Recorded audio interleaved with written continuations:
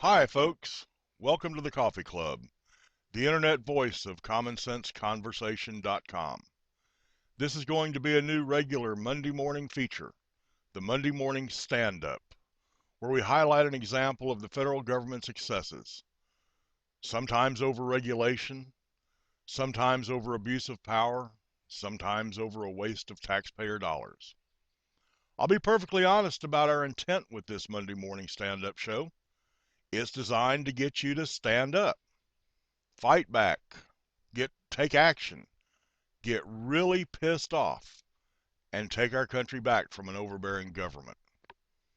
It's intended to get you to contact your Congress critters and let them know, in the words of Howard Beale in the movie Network, we're mad as hell and we're not going to take it anymore. There's no telling where you might see this video or hear this podcast. It's all over YouTube. It'll be all over the Blueberry community and other places. But if you see it at commonsenseconversation.com, if you look over there in the right sidebar of the blog, you'll see a form where you can put in your name and address. It will not be saved. And when you press enter, it will tell you who your senators are and who your representative is.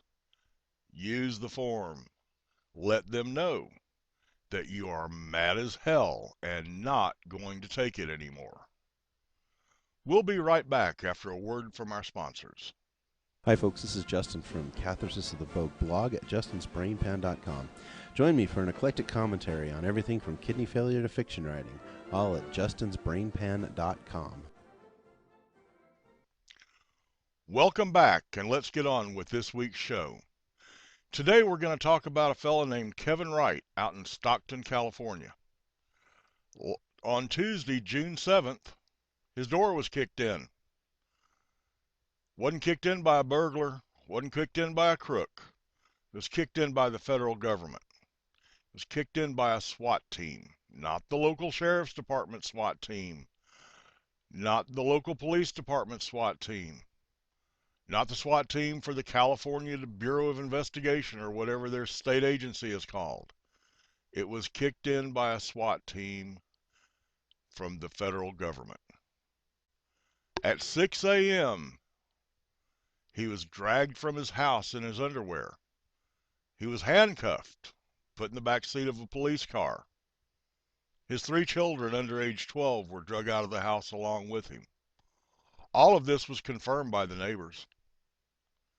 That federal SWAT team wasn't the FBI, wasn't Department of Homeland Security. It was from the Federal Department of Education.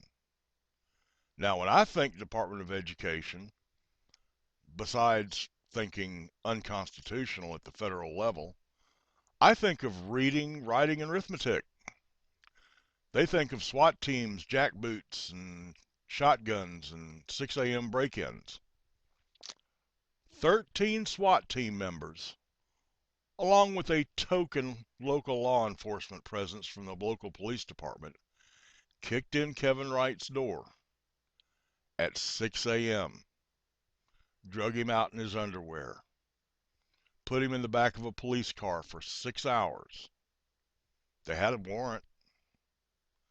The warrant was to search the premises. Looking for financial records. That's what the warrant was for. It seems that his estranged wife, Michelle, who was not there at the time, they're estranged, remember? Seems she had taken a student loan some years back, wasn't paying the payments on it, and apparently the federal government thought that she had gotten the loan under fraudulent circumstances, and they had a warrant to search for financial records. They didn't have a warrant to arrest anybody, and somehow I don't think a fella standing in his front yard in his underwear is really all that much of a threat when he's not even the subject of the investigation. But apparently these 13 jackbooted thugs from the Department of Education thought he was a threat. Remember? They handcuffed him. threw him in the back of a police car, and left him there for 6 hours while they tore his house apart. We're going to have a little talk about that SWAT team when we come back after another word from one of our sponsors. Are you coasting toward retirement? Or are you already there and wondering if this is all there is? Maybe you settled for average so far, but in the home stretch of your life, you don't think that's good enough. Set your sights high and design your perfect day, then make it happen. Take charge and design your lifestyle. Stop by Ralph Carlson blog, www.ralphcarlsonblog.com, and learn how to take control of your life.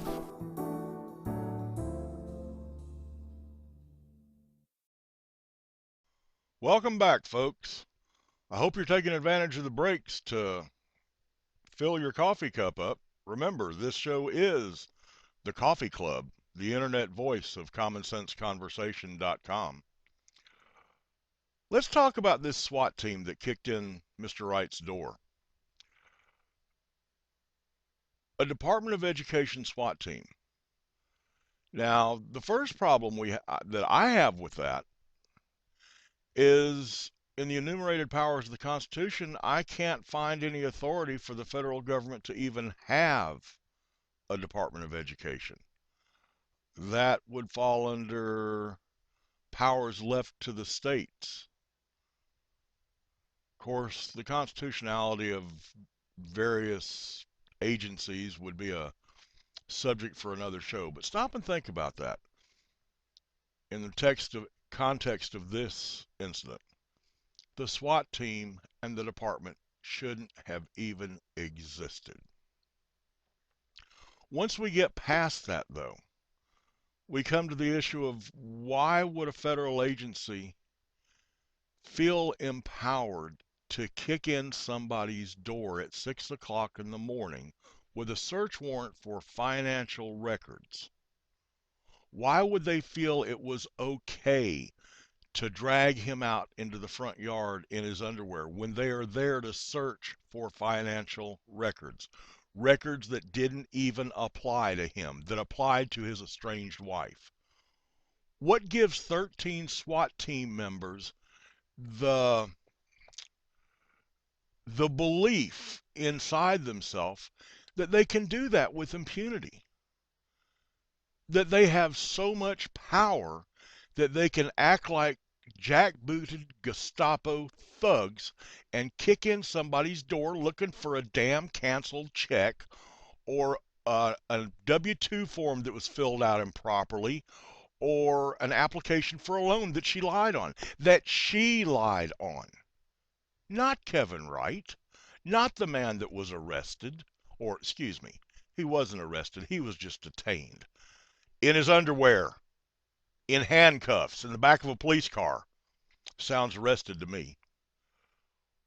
Where does our federal government come off thinking they can do things like that? And this isn't an isolated incident. If you're reading this, if you're visiting this blog or watching this video, you keep up.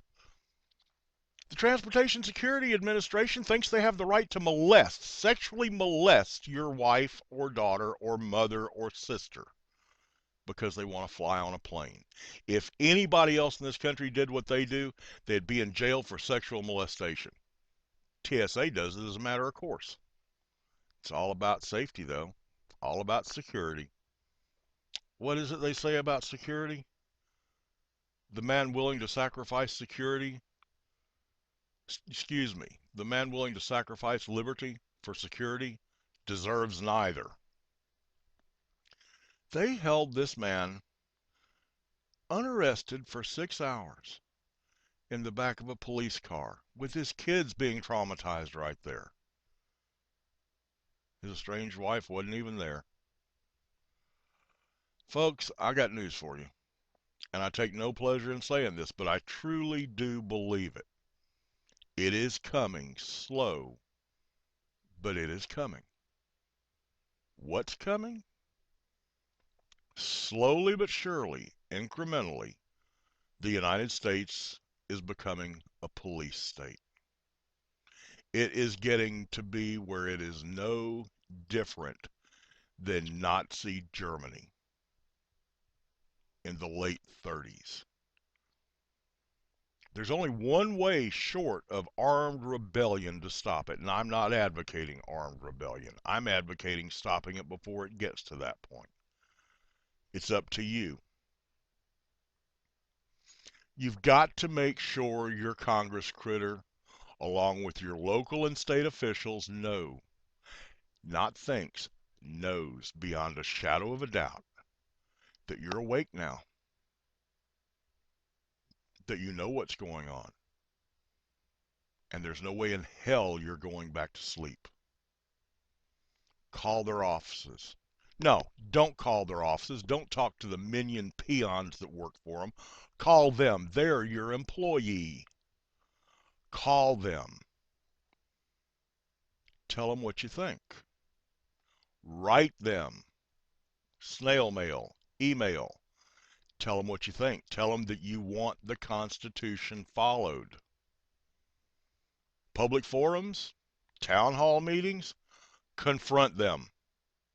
Publicly. Loudly. Politely, not rudely, but with passion.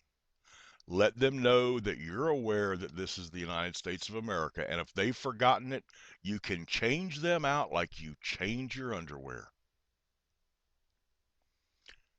Anytime you confront an elected official, anytime you have any contact whatsoever with an elected official, at the local, state, or federal level, no matter what issue you're talking to them about, no matter what topic you discuss, at the end of the discussion, you leave them with one thought.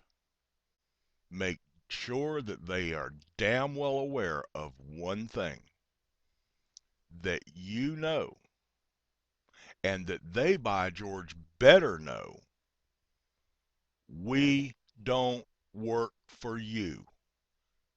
You work for us.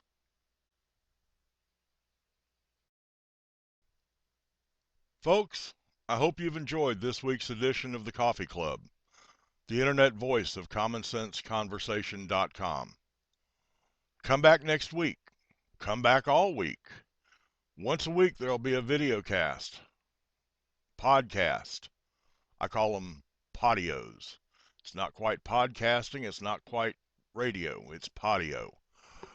For now, they'll be recorded and posted every Monday, along with text posts during the week. Coming soon will be live streaming radio. Watch for it at commonsenseconversation.com. So until next week, when the Coffee Club broadcasts, we hope you enjoy the week. And when you come back next Monday, pour yourself a cup of coffee, pull up a chair, and enjoy the show. Y'all have a good day now. You hear? So let me get right to the point. If you wanna learn 3D or programming, AI or design, head over to my site, shadesofadream.com.